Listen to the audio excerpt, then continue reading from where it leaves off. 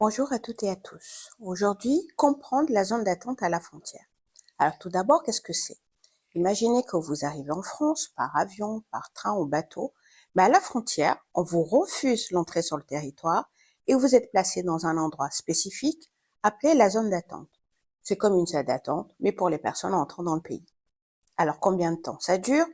Sachez que vous pouvez demander à rester dans la zone d'attente un jour franc dès que vous êtes informé que vous ne pouvez pas entrer en territoire métropolitain. On ne peut pas vous expulser durant ces 24 heures.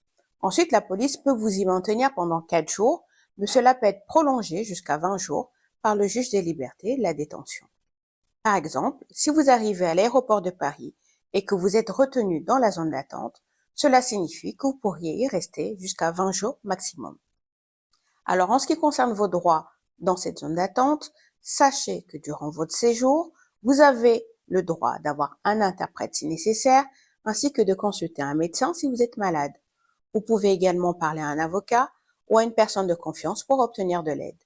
Votre avocat peut demander l'annulation de la décision de refus d'entrer sur le territoire auprès du tribunal administratif et ou contester le maintien en zone d'attente devant le juge des libertés, la détention.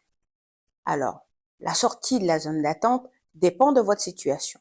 À la fin de cette période, deux choix s'offrent à vous. Soit vous devez quitter la France, soit vous êtes autorisé à rentrer sur le territoire. Par exemple, si vous avez des documents en cours de traitement, vous pourriez être autorisé à rester un peu plus longtemps.